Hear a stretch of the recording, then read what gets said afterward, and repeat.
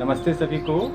मैं दीपक Mishra, Hillview garden Bhiwadi से आप सभी को आज के योग सेशन में स्वागत करता हूं। सबसे पहले हम योग का अभ्यास, जब हम योग की साधना करते हैं, सबसे पहले हम प्रार्थना से प्रारंभ करते हैं। प्रार्थना के लिए हम किसी भी ध्यानात्मक स्थिति में, अर्थात पद्मासन, सिद्धासन या सुखासन, किसी भी आरामदायक स्थिति में जो ध्यानात्मक हमारा आसन है उसमें हम अपना बैठते हैं।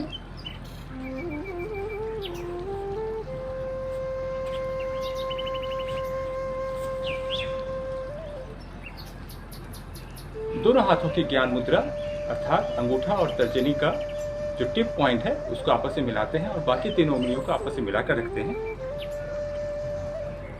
केवलियों को हल्का सा मोड़ के रखते हैं, कंधे पीछे की ओर, गर्दन सीधी रखें,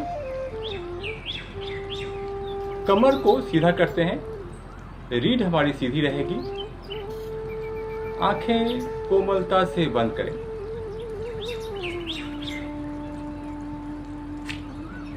बंद आंखों से हम अपने पैरों को देखेंगे, हमारी टांगें जो मुड़ी हुई हैं उस पर अपना ध्यान केंद्रित करेंगे।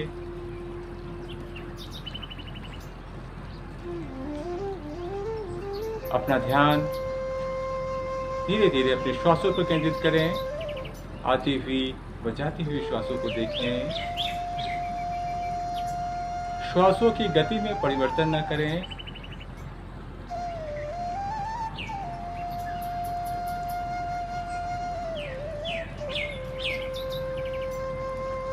दो तीन श्वास लेने के पश्चात प्रार्थना करेंगे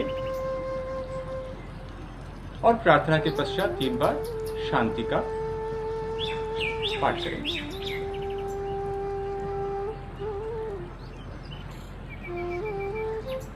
ओम सहना भवतु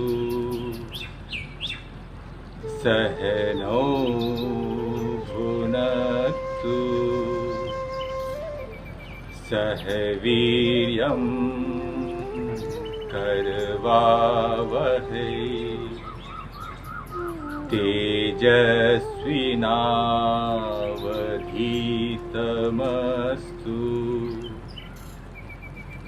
मा विद्विषावहै।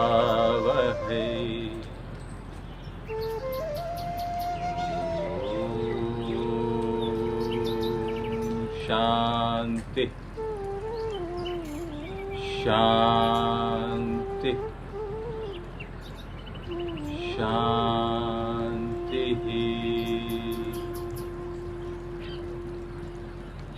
दोनों हाथ नमस्कार मुद्रा में अपने माता पिता गुरुजन सभी को नमन करें, वंदन करें।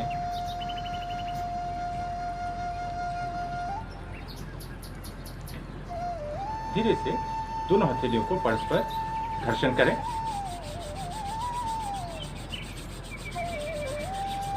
हथेलियों को अपने आंखों पर रखें।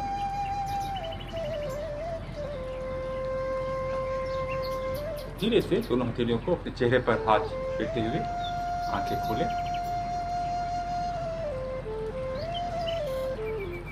पद्मासन भी खोलें।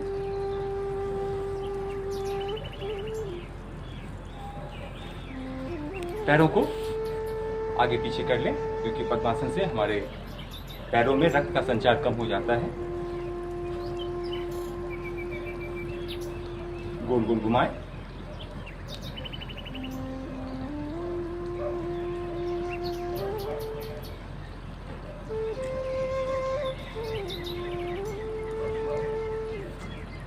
अब दोनों पैरों को क्रॉस करते हुए बिना हाथों का सहारा लिए हुए खड़े हो जाएंगे, लेकिन जिन्हें घुटनों में दिक्कत है वो हाथों का सहारा लेकर भी उठ सकते हैं।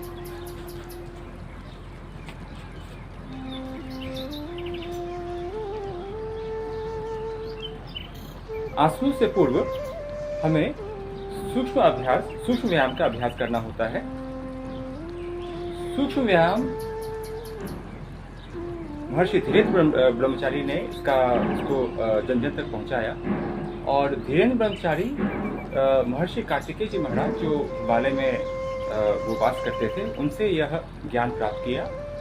और उसके पश्चात उन्होंने महर्षि धीरेन्द्र ब्रह्मचारी उन्होंने फिर जन जन तक इस विद्या को आगे पहुंचाया। मूल रूप से उन्होंने 48 सूक्ष्म व्यायाम का उन्होंने वर्णन किया है, और यदि उसको हम उप व्यायाम भी शामिल कर लें तो लगभग 60 के आसपास होता है। लेकिन सभी सूक्ष्म व्यायाम को शामिल करना मुश्किल है, तो हम प्रमुख रूप से कुछ कुछ सूक्ष्म व्यायाम को लेते हैं, क्योंकि आसनों से पूर्व उसका अभ्यास करना जरूरी होता है। हम सीधे यदि आसनों में प्रवेश करेंगे तो हमें परेशानी हो सकती है, हमारे किसी भी अंग में खिंचाव आ सकता है। तो सबसे पहले हम करेंगे ग्रीवा संचालन या ग्रीवा शक्ति विकासक। इसमें दोनों पैरों को हम समस्थिति में आना होता है। समस्थिति में दोनों पंजों को आपस में मिलाना होता है, दोनों पैर आपस में मिले हुए, दोनों हथेलियां दोनों थाइस के साइड में, कंधे सीधे, गर्दन सीधी। अब धीरे धीरे श्वास बाहर निकालते हुए गर्दन ले जाएंगे दाईं ओर। श्वास भरते हुए गर्दन सीधी, फिर श्वास भरते हुए गर्दन बाईं ओर,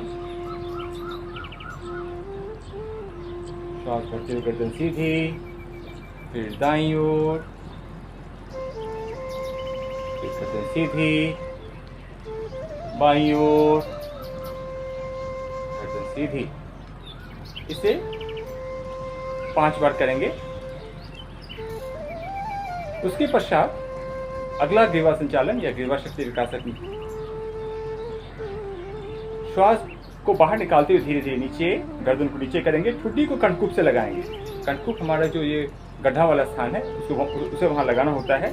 फिर श्वास भरते हुए गर्दन धीरे धीरे पीछे, श्वास बाहर निकालते हुए गर्दन नीचे, श्वास भरते हुए गर्दन पीछे, श्वास बाहर निकालते हुए गर्दन नीचे, श्वास भरते हुए गर्दन सीधा कर लें। अब गर्दन को घुमाएंगे गोलाकार स्थिति में। पहले गर्दन नीचे की लेकर जाएंगे। ध्यान रहे ग्रीवा संचालन में जिन्हें सर्वाइकल की दिक्कत है वो गर्दन को आगे की ओर नहीं झुकाएंगे, इसका ध्यान रखेंगे। जिन्हें सर्वाइकल है वो सिर्फ एक तरफ ही, अर्थात सेमी सर्कुलर रोटेट करेंगे गर्दन को। कैसे करना है? गर्दन को सीधा यहाँ पे लेके गए और धीरे धीरे धीरे धीरे पीछे, फिर बाईं ओर, फिर वहीं से धीरे धीरे धीरे पीछे, फिर दाईं ओर, यूं इस प्रकार करना है। लेकिन जिन्हें सर्वाइकल नहीं है वो सीधा गर्दन को नीचे करेंगे, फिर दाईं ओर से प्रारंभ करेंगे। श्वास भरते हुए गर्दन पीछे, श्वास बाहर निकालते हुए धीरे धीरे बाईं कंधे की ओर से गर्दन नीचे करेंगे और वहीं से फिर घुमा देंगे गर्दन को। फिर बाईं ओर से श्वास भरते हुए धीरे धीरे पीछे की ओर, श्वास बाहर निकालते हुए धीरे धीरे नीचे, गोलाकार स्थिति में घुमाएंगे। फिर श्वास भरते हुए गर्दन को सीधी करेंगे। उसके पश्चात अभी हमने गर्दन का अभ्यास किया है, इसके और भी कई सारे स्टेजेस हैं, कई सारे इसके चरण हैं। अगला हम करेंगे वक्षस्थल शक्ति विकासक क्रिया। वक्षस्थल, आज के टाइम में हमें अपने वक्ष को, अपने जो उसके अंदर लंग्स हैं उसको हमें मजबूत करने के लिए वक्षस्थल का अभ्यास करना बहुत ही आवश्यक है। इसके लिए हम एड़ी पंजे मिला लेते हैं। मिलाने के पश्चात दोनों हथेलियां हमारे थाइस के ऊपर होती हैं। श्वास भरते हुए दोनों हाथों को ले जाते हैं धीरे धीरे ऊपर की ओर और अपने वक्ष को आगे की ओर पुश करते हैं। श्वास बाहर निकालते हुए धीरे धीरे नीचे, श्वास भरते हुए धीरे धीरे दोनों हाथों को ले जाते हैं ऊपर की ओर और वक्ष को आगे की ओर पुश करते हैं, गर्दन पीछे की ओर। श्वास बाहर निकालते हुए धीरे धीरे नीचे। इसे हम 5 बार इसका हम अभ्यास करते हैं। इसी का ही एक पूरक सूक्ष्म व्यायाम है वक्षस्थल शक्ति विकासक का। इसमें हम एड़ी पंजे मिलाकर रखते हैं। अब धीरे धीरे दोनों हाथों को आगे की ओर से इस प्रकार धीरे धीरे लेकर जाते हैं पीछे की ओर, गर्दन भी पीछे की ओर और दोनों हथेलियों को आपस में कप बनाते हुए उंगलियों को आपस में मिलाने का प्रयास करते हैं। इसे मैं साइड से दिखाता हूँ। श्वास भरते हुए लेके जाना है पीछे की ओर, श्वास बाहर निकालते हुए धीरे धीरे नीचे, फिर श्वास भरते हुए धीरे धीरे लेकर जाए पीछे की ओर, श्वास बाहर निकालते धीरे धीरे नीचे।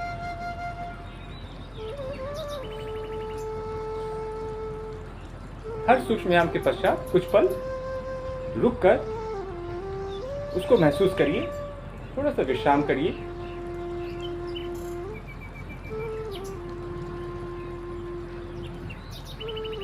अगला करेंगे कटी शक्ति विकासक। कटी अर्थात कमर। इसके लिए दोनों पैरों को कंधों से अधिक फैला लें। दोनों पैरों के पंजे सीधी हों, उसे बाहर नहीं निकालेंगे। दोनों हाथ कमर के पीछे। कमर के पीछे किस प्रकार रखना है? यूं, इस प्रकार रखना है। अंगूठा बाहर की ओर रहेगा, बाकी उंगलियां कमर के पीछे रहेंगी। अब दोनों केहूलियों को निकट से निकट पैरेलल करने का प्रयास करेंगे। अब श्वास भरते हुए लेकर जाएंगे धड़ को पीछे की ओर, आंखें खोलकर रखेंगे।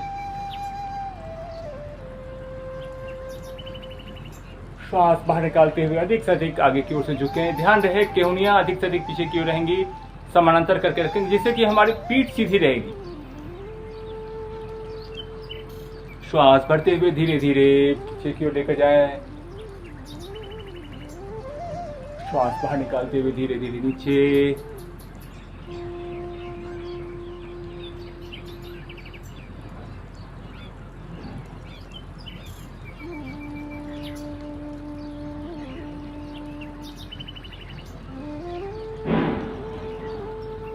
आ जाएंगे वापस। इसे भी 5 से 10 बार करेंगे इसका अभ्यास। ध्यान रहे कमर में जिनको दिक्कत है, कमर में दर्द है, वो इसका अभ्यास नहीं करेंगे। आगे झुकने के जितने भी अभ्यास हैं या आसन हैं उसका हम अभ्यास नहीं करेंगे। कटी शक्ति विकासक में इसका दो और अभ्यास करेंगे। दोनों पैरों में कंधों के बराबर गैप कर लेंगे। दोनों हाथ दाएं बाएं से पैरेलल रखेंगे, कंधों के सीध में, हथेलियां नीचे की ओर रहेंगी। अब धीरे धीरे दोनों हाथों को ले जाएंगे, यह एरोप्लेन पोज भी कहते हैं इसे। धीरे धीरे दाईं ओर, दोनों हाथ सीधा, फिर धीरे धीरे बाईं ओर। ध्यान रहे दोनों हाथ हमारे सीधे रहेंगे, हाथ हमारा आगे पीछे नहीं होगा। जिस प्रकार हवाई जहाज के दोनों पंख बिल्कुल सीधे होते हैं, दोनों हाथों को तान कर रखेंगे। धीरे धीरे श्वास बाहर निकालते हुए बाईं ओर झुकेंगे, श्वास भरते हुए सीधा, फिर दाईं ओर। हमारे दोनों साइड में खिंचाव महसूस करेंगे।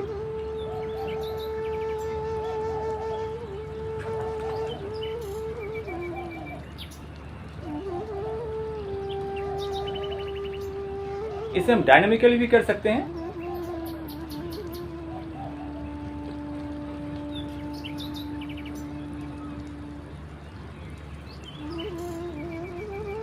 धीरे धीरे वापस आ जाएंगे। 2-3 श्वास लेकर श्वासों को सामान्य कर लें। अब करेंगे कटी शक्ति विकासक का अगला अभ्यास। दोनों पैरों में कंधों के बराबर ही रखेंगे, गैप बना के रखें, दोनों हाथ सामने की ओर। अब श्वास को बाहर निकालते हुए धीरे धीरे दोनों हाथों को ले जाएंगे दाईं ओर।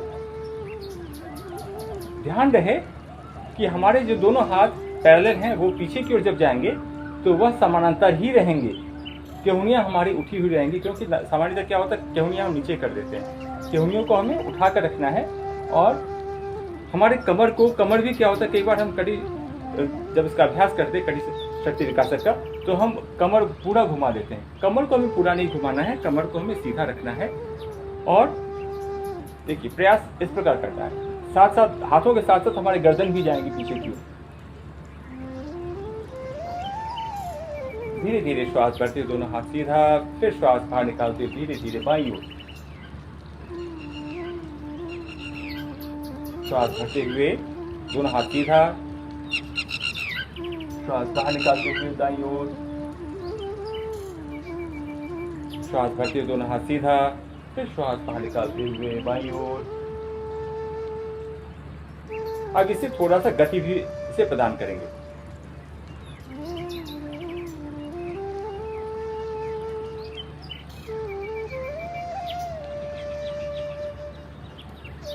धीरे धीरे आ जाएंगे वापस। ध्यान रहे, जब हम दाईं ओर से प्रारंभ करते हैं तो इसका एंड, इसकी समाप्ति हम बाईं ओर से करेंगे। किसी भी आसन में या सूक्ष्म व्यायाम का अभ्यास करते हैं तो यदि हम दाएं से प्रारंभ करते हैं तो उसे बाएं से उसे समाप्त करके तभी हमें वापस आना है। अब हम करते हैं कुछ जांघों का अभ्यास। इसे हम जंघा शक्ति विकासक भी कहते हैं। जंघा शक्ति विकासक में हमें चेयर पोज बनाते हैं। चेयर पोज में दोनों पैरों में कंधों के बराबर गैप बना लें, दोनों हाथ सामने की ओर।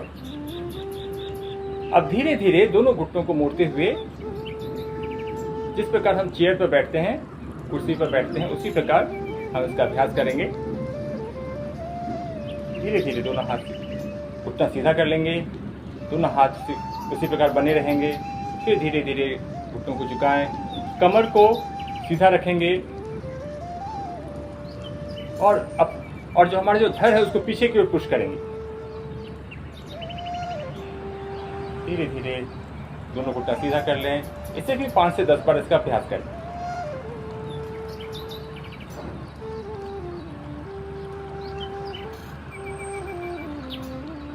अब करेंगे, अब हम आसनों में प्रवेश करते हैं। अभी हमने कुछ सूक्ष्म व्यायाम किया। आसनों में सबसे पहले हम करेंगे, इसे टीटीके भी कहते हैं, अर्थात तारासन, तिर्यक तारासन और कटी चक्रासन। यह एक सेट है जिसे हम सुबह शौच के पश्चात या शौच से पूर्व भी कर सकते हैं, क्योंकि शौच जब हम पानी पीते हैं तो इसका हम यदि लगातार अभ्यास करेंगे तो हमारा जो बॉवेल का जो मूवमेंट है वह आसान हो जाता है। यह कैसे करना है, लेकिन वह आसन नहीं है। वो टीटीके जो है वो डायनामिकली होता है और एक जैसे बॉडी के मूवमेंट के लिए हमें करना होता है। अपने बॉवेल को, अपने पेट को साफ रखने के लिए इसका टीटीके का अभ्यास करते हैं, अर्थात तारासन, तिर्यक तारासन और कटी चक्रासन। अब करना कैसे है, तारासन का अभ्यास हम कैसे करते हैं? दोनों हाथ सामने की ओर लेकर आएंगे, दोनों हथेलियों को आपस में इंटरलॉक करेंगे, हथेलियों को आपस में बाहर की ओर निकालेंगे, श्वास भरते हुए ले जाएंगे दोनों हाथों को आकाश की ओर।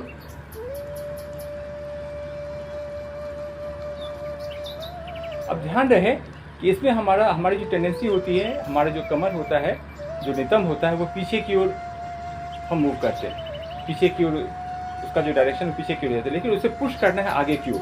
हमें अपने थाइस को भी आगे की ओर पुश करना है और चेस्ट को भी अंदर की ओर दबाना है। इसे किस प्रकार करना है, इसे मैं साइड से दिखाता हूं।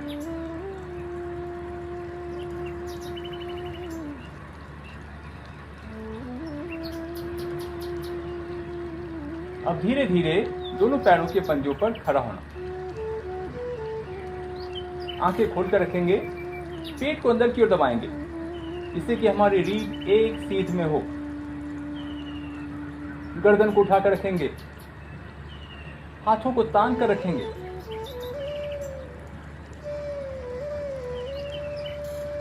ऐसा लगे कि कोई व्यक्ति आपके दोनों हाथों को ऊपर की ओर खींच रहा है। यथाशक्ति रुकेंगे। धीरे धीरे धीरे दोनों पैरों के एड़ियों को धरती पर रखेंगे,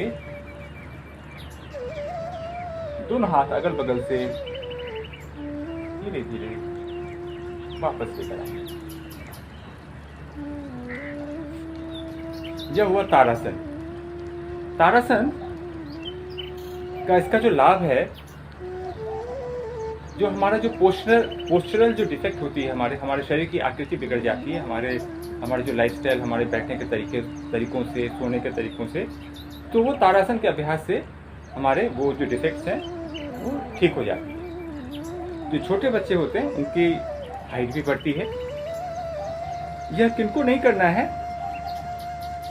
जिनका हाल फिलहाल जिनको शोल्डर सीज है या जिनको टखनों में जिनको दिक्कत है वह इसका अभ्यास नहीं करेंगे। अगला है तिर्यक ताड़ासन। तिर्यक अर्थात तिरछा।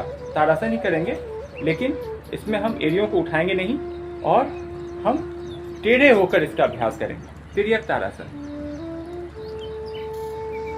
तिर्यक ताड़ासन में दोनों पैरों में थोड़ा गैप बना लेते हैं।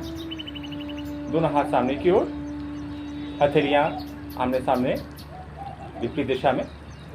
दोनों हथेलियों को आपस में इंटरलॉक करेंगे, हथेलियों को बाहर की ओर निकालेंगे, श्वास करते ले जाएंगे। दोनों भुजाओं को ऊपर की ओर, गर्दन सीधी, श्वास भरकर ताने, श्वास बाहर निकालते हुए धीरे धीरे दाईं ओर झुकेंगे।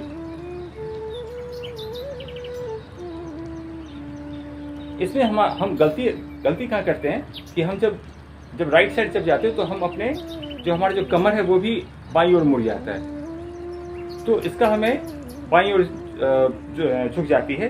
तो हमें ध्यान क्या रखना है कि हमें अपने कमर को बाईं ओर टिल्ट नहीं करना है।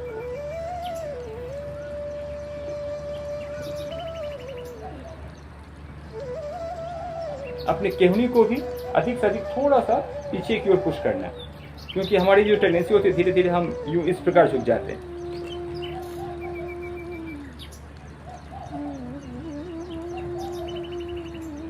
धीरे धीरे श्वास भरते हुए दोनों हाथ सीधा। एक बार फिर से श्वास भरकर ताने, श्वास बाहर निकालते हुए धीरे धीरे बाईं ओर।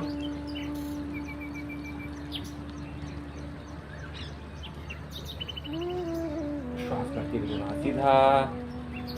एक बार फिर से श्वास भरकर ताने दोनों हाथों को आकाश की ओर। श्वास बाहर निकालते हुए दोनों हाथों को तानते हुए धीरे धीरे दोनों हाथ थाइस के साइड में लेकर आएंगे और विश्राम करेंगे।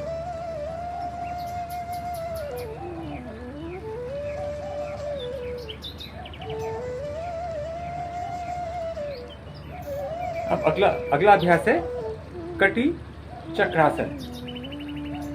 कटी चक्रासन को हमने सूक्ष्म व्यायाम में भी किया था, लेकिन वह हमने डायनामिकली किया था। कटी चक्रासन जब हम आंसू में लाते हैं तब उसे हम रुकते हैं, उसमें हम डायनामिकली नहीं करते हैं। दोनों पैरों में कंधों के बराबर गैप बनाएंगे, दोनों हाथों को सामने को लेकर आएंगे, हथेलियां आमने सामने। अब श्वास को बाहर निकालते हुए धीरे धीरे दाईं ओर, गर्दन को अधिक से अधिक मोड़िए, फोल्ड करें। कमर को भी ऑपोजिट डायरेक्शन में, अर्थात यदि हमारा दोनों हाथ राइट साइड जा रहा है तो कमर को भी ऑपोजिट डायरेक्शन में उसको ट्विस्ट करिए। रुकेंगे कुछ पल, धीरे धीरे दोनों हाथ सीधा, श्वास भरते हुए फिर श्वास को बाहर निकालते हुए बाईं ओर लेकर जाएं।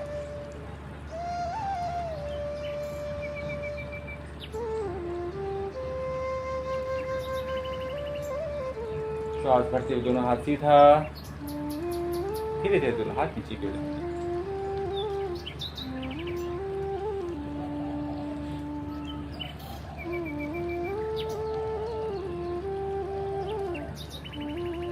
श्वासों को सामान्य कर लें।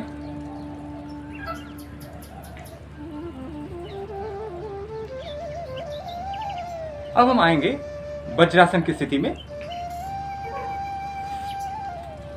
वज्रासन दोनों घुटनों को मोड़कर इन्हें आपस में मिलाना होता है। दोनों पैरों की एड़ियां खुली, पैरों के अंगूठे आपस में मिले हुए। अंगूठों को आपस में क्रॉस नहीं करना है, अंगूठों को आपस में मिलाना है। और दोनों जो हमारी एड़ियां जो फैल गई हैं तो उसके मध्य अपने नितंब को सेट कर लेना है, उस पर बैठ जाना है। दोनों हथेलियां हमारे दोनों थाइस के ऊपर, कमर गर्दन सीधी।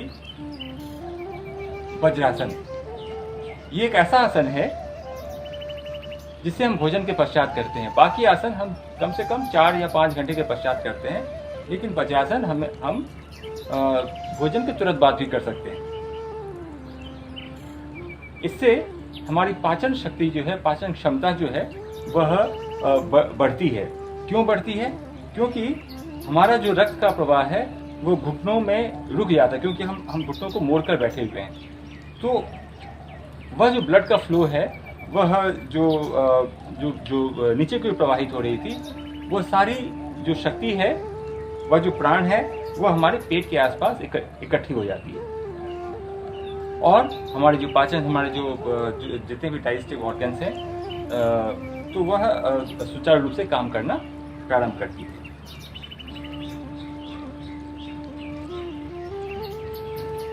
ध्यान रहे, जिनको घुटनों में दिक्कत है वह इसका अभ्यास नहीं करेंगे।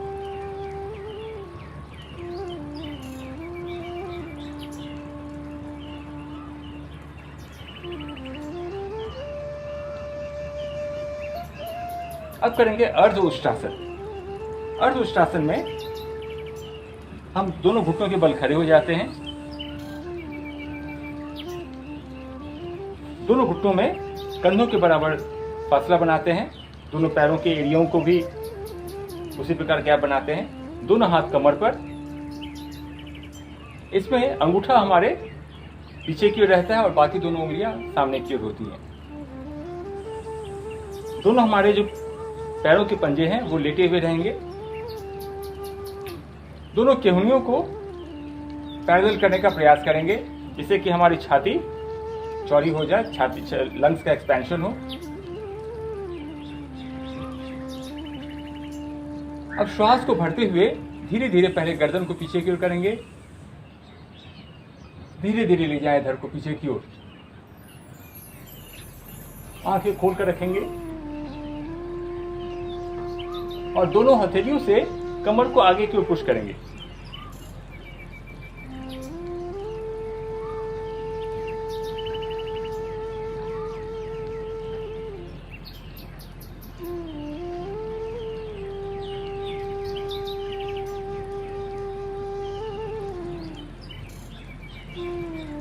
धीरे धीरे श्वास भरते हुए वापस आएंगे। एक बार फिर से करेंगे इसका अभ्यास। श्वास भरते हुए या धड़ को पीछे की ओर, फिर श्वास को सामान्य कर लें। जब हम धड़ को पीछे की ओर लेकर जाते हैं तो हमारा श्वास ऐसा फील होता है कि अवरुद्ध हो गया है, लेकिन हमें अपने श्वास को लेना है और छोड़ना है।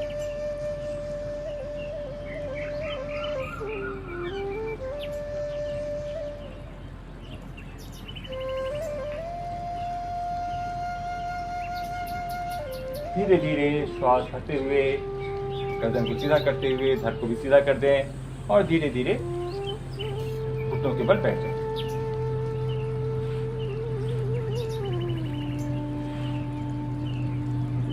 अब इसका पूरक आसन है, क्योंकि हर आसन का एक पूरक आसन होता है। इसका पूरक आसन है शशकासन।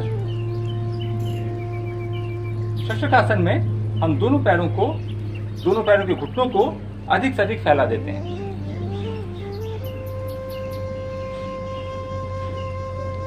दोनों हथेलियां दोनों घुटनों के मध्य। अब दोनों हाथों को सरकाते हुए हम धीरे धीरे आगे की ओर लेकर जाते हैं, धीरे धीरे आगे की ओर। ध्यान रहे कि हमारा नितंब एड़ियों से लगा हुआ रहेगा, कमर हमारी सीधी रहेगी और हम धीरे धीरे आगे के दोनों हथेलियों को लेकर सरकाते हुए लेकर जाएंगे। गर्दन को उठाकर रखेंगे। धीरे धीरे ठुड्डी को हम धरती से लगाने का प्रयास करेंगे।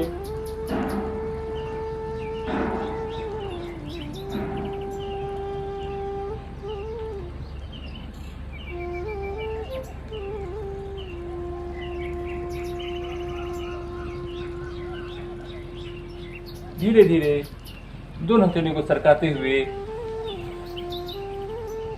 वापस आएंगे।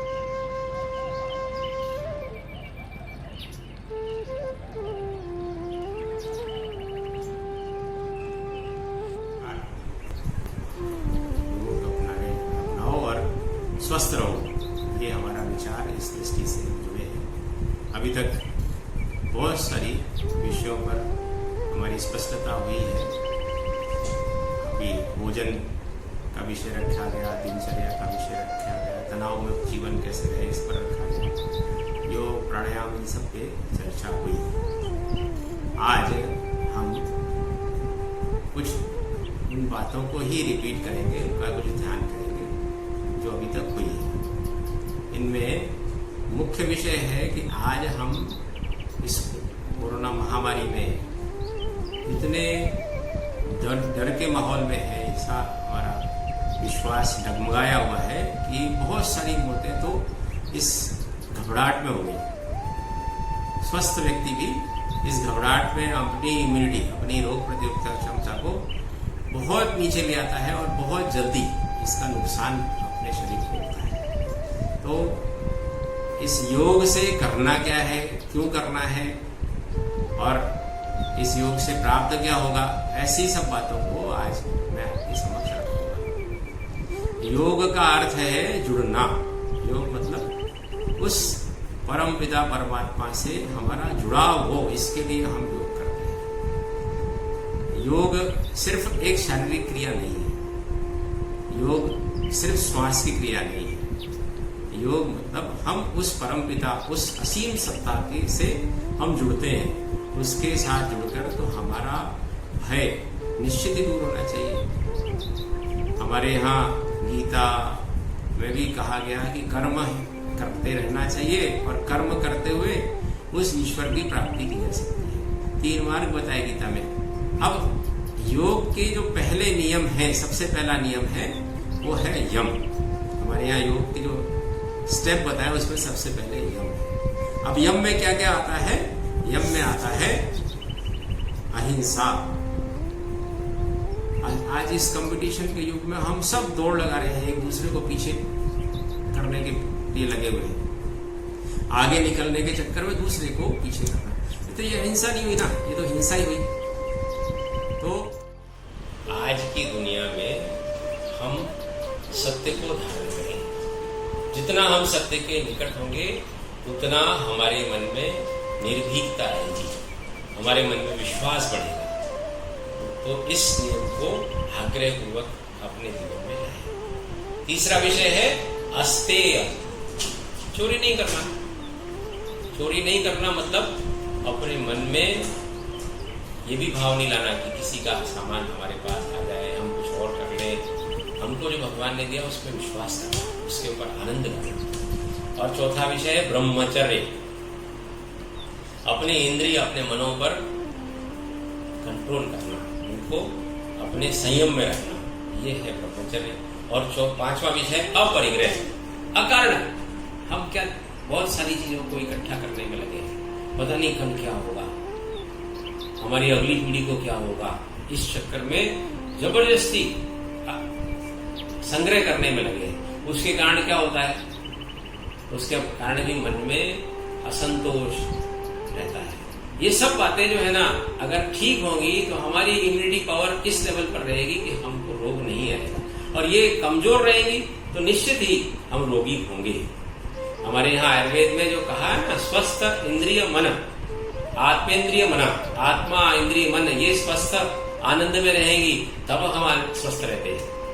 दुनिया की जो परिभाषा है ना, वो शारीरिक स्वस्थता के अलावा भारत में जो विज्ञान कहता है ना, वो कहता है कि हमारी इंद्रिय मन और आत्मा ये प्रसन्न रहनी चाहिए। अब इंद्रिय मन और आत्मा कब प्रसन्न रहते हैं? जब हम इन यम नियमों का पालन करते हैं। अब 5 नियम कौन से हैं?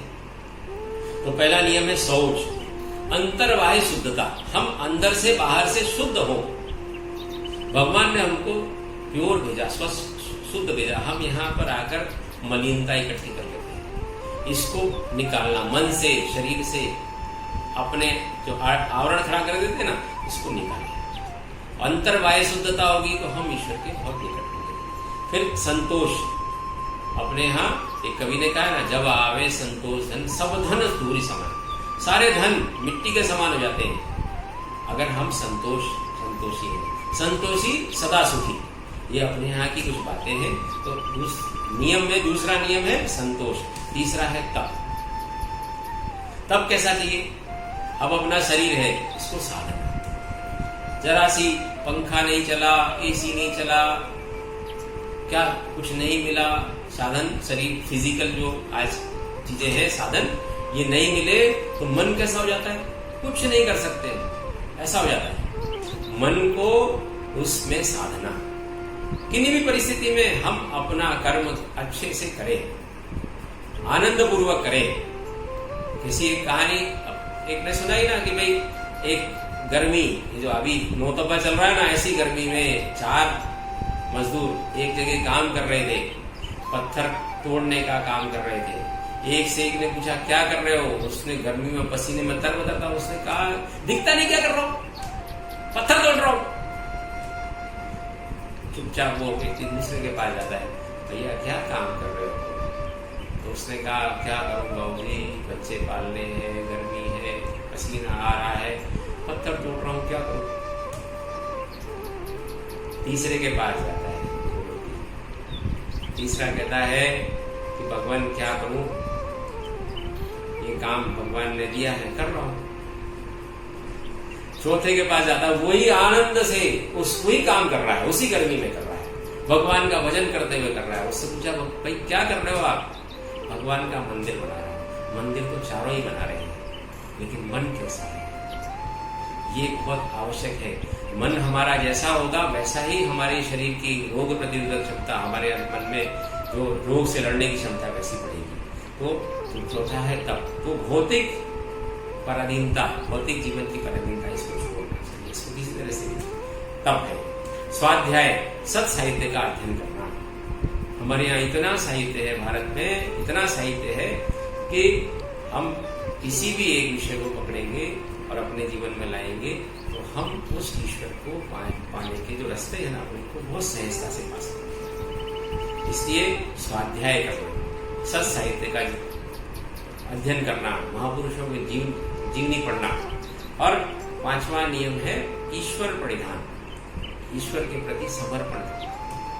अल्टीमेटली गीता में भी ये कहा है, सभी जगह ये कहा है कि हमको अपना अहंकार त्याग कर मैं ईश्वर के प्रति समर्पित होता हूं, मैं नहीं रहता।